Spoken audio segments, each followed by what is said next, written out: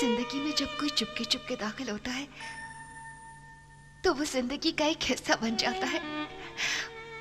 फिर उसके बगैर जिंदगी कोई मायने नहीं रखती।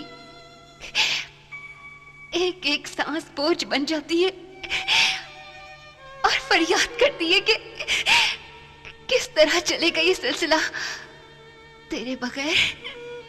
मैंने भी तो जिंदगी का जहर पीने का फैसला कर लिया।